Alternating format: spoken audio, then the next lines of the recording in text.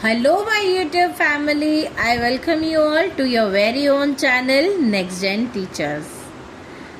इस चैनल पे मैं लेके आती हूँ आपके लिए बीएड से related learning and teaching paper 3 के इम्पोर्टेंट क्वेश्चंस और हम कर रहे हैं बीएड की तैयारी।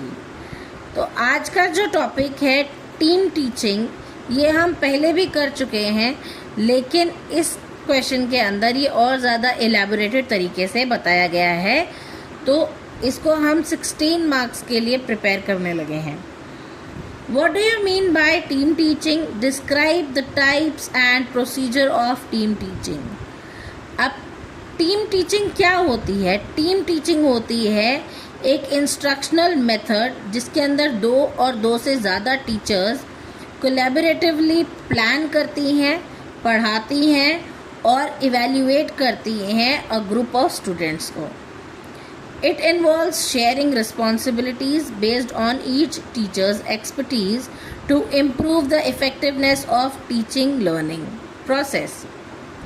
तो टीचिंग और लर्निंग को बेहतर करने के लिए जिस टीचर के पास जिस सब्जेक्ट की एक्सपर्टीज होती है उसको वो रिस्पॉन्सिबिलिटी दी जाती है, ताकि बच्चों की जो लर्निंग प्रोसेस है वो और ज़्यादा इन्हांस हो सके, बेटर हो सके। Types of team teaching. Hierarchical team teaching. अब हेरारिकल टीम टीचिंग क्या है? It involves teachers of different ranks.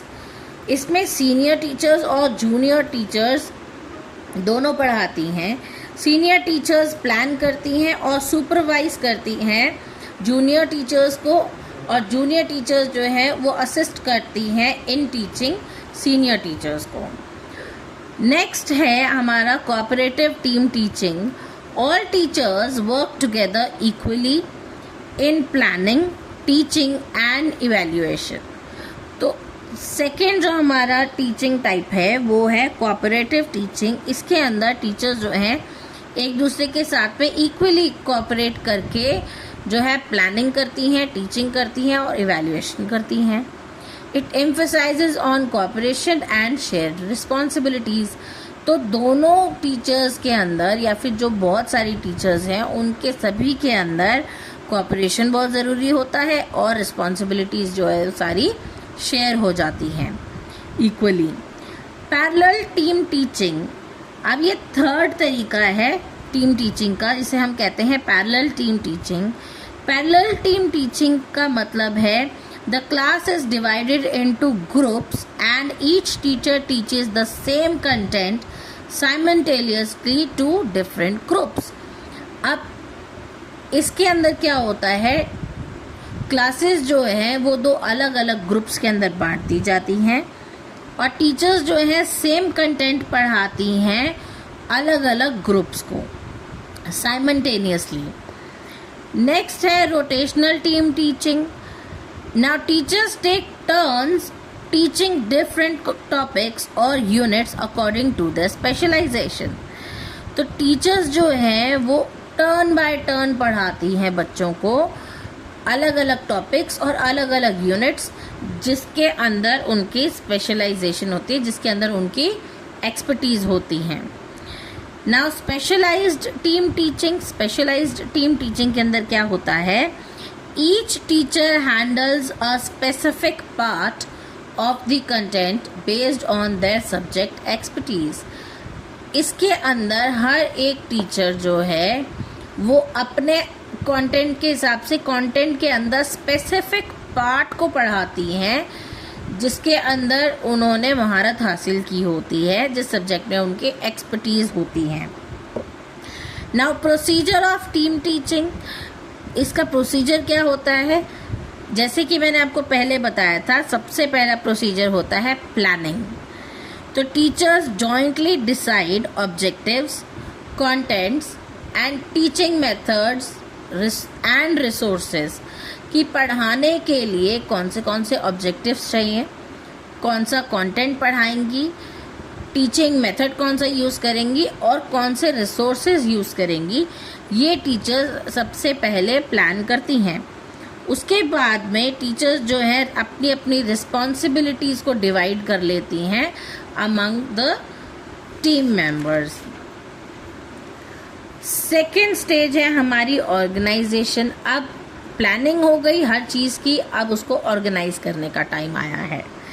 Arrangements of classroom, time schedule and grouping of students are done. इसके अंदर जो है क्लासरूम को ऑर्गेनाइज करना, टाइम स्केड्यूल बनाना और बच्चों के ग्रुप को जो है बनाना जो है उसको ऑर्गेनाइज करना इसमें होता है।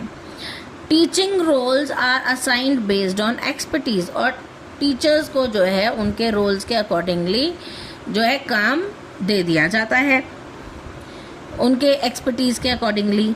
ना एग्जीक्यूशन स्टेज, प्लानिंग हो गई, ऑर्गेनाइजेशन हो गई, अब एग्जीक्यूशन स्टेज। अब जिस चीज़ की प्लानिंग करी थी और जिस चीज़ को ऑर्गेनाइज किया था उसे एग्जीक्यूट करने का टाइम आता है। तो टीचर जो है, teaching is carried out collaboratively. तो टीचर्स क्या करती हैं, एक दूसरे के साथ कोलैब करके पढ़ाती हैं बच्चों को। Teachers present content, clarify doubts and engage students using various methods. तो टीचर क्या करती है, बच्चों को कंटेंट प्रेजेंट करती हैं, उनके डाउट्स को क्लैरिफाई करती हैं, उनके डाउट्स को क्लियर करती हैं, बच्चों को एंगेज करके रखती हैं और अलग अलग टीचिंग मेथड्स से उनको टॉपिक का और कंटेंट समझाती हैं। इवैल्यूएशन स्टेज, अब टीचर जो है, टीचर ने अपनी प्लानिंग कर ली, सब कुछ ऑर्गेनाइज कर लिया, बच्चों को पढ़ा भी दिया, एग्जीक्यूट भी कर दिया है। अब बारी आती है टीचर को ये जानने की कि टीचर ने जो पढ़ाया है बच्चों को वो कितना समझ आया, यानी कि इवैल्यूएशन स्टेज की। Students learning is assessed through tests, assignments और डिस्कशंस। तो टीचर्स क्या करती हैं, या तो बच्चों का टेस्ट लेती हैं या उन्हें असाइनमेंट्स देती हैं या फिर उनके साथ में डिस्कशन करती हैं और ये जानने की कोशिश करती हैं कि बच्चों को जो टॉपिक पढ़ाया गया है उन्हें कितना समझ में आया है। Now teachers also evaluate the effectiveness of their teaching and make improvements. तो टीचर क्या करती है, बच्चों को जो उन्होंने टॉपिक पढ़ाया है उसकी इफ़ेक्टिवनेस चेक करती हैं कि बच्चों को कितना समझ में आया, ये इवैल्यूएट करती हैं और अपनी टीचिंग के मेथड्स में इम्प्रूवमेंट करने की कोशिश करती हैं। ना advantages of team teaching, it improves quality of teaching through shared expertise. क्योंकि जो है एक्सपर्टीज शेयर हो जाती हैं, अलग अलग टॉपिक की जो एक्सपर्ट टीचर्स होती हैं वो अपने अपने बच्चों को अपने अपने तरीके से पढ़ाती हैं, तो ये टीचिंग की क्वालिटी को और ज़्यादा इन्हांस करती है। It encourages professional cooperation among teachers. तो प्रोफेशनली जो है टीचर्स के अंदर कोऑपरेशन होना बहुत ज़रूरी होता है टीम टीचिंग के लिए। It provides variety in teaching methods. तो टीचर्स अगर, क्योंकि टीचर्स भी बहुत सारी हैं तो टीचिंग मेथड्स भी बहुत सारे होंगे और बच्चों को जो है बहुत सारे टीचिंग मेथड्स वैरायटी में जो है मिलते हैं और उनकी जो टीचिंग और लर्निंग की प्रोसेस है वो और ज़्यादा इन्हांस हो जाती है, डेवलप हो जाती है। It enhances students understanding and participation. Team teaching की वजह से बच्चों की जो अंडरस्टैंडिंग भी बेहतर होती है और उनको पार्टिसिपेशन के लिए भी इनकरेजमेंट मिलती है। अब क्योंकि इसकी एडवांटेजेस हैं, इसकी डिसएडवांटेजेस भी होंगी। क्यों, अब इसकी लिमिटेशंस क्या है, it requires proper coordination and planning. अब अगर टीचर्स के बीच में प्रॉपर कोऑर्डिनेशन ना हो और प्लानिंग प्रॉपरली ना की गई हो तो टीम टीचिंग नहीं हो सकती प्रॉपरली। अब टीम टीचिंग जो है वो बहुत ज़्यादा टाइम कंज्यूमिंग भी है और पॉसिबिलिटी है कि टीचर्स के बीच में कॉन्फ्लिक्ट हो जाए तो भी ये टीम टीचिंग की प्रोसेस जो है वो पूरी नहीं हो सकती। इसका कंक्लूजन है, team teaching is an effective and collaborative approach that enhances teaching quality by utilizing the strengths of multiple teachers. With proper planning and coordination, it leads to better learning, outcomes and encouraged classroom experiences। Team teaching के अंदर क्या होता है, team teaching में effective और collaborative teaching होती है teachers द्वारा, 2 और 2 से ज़्यादा टीचर्स के द्वारा।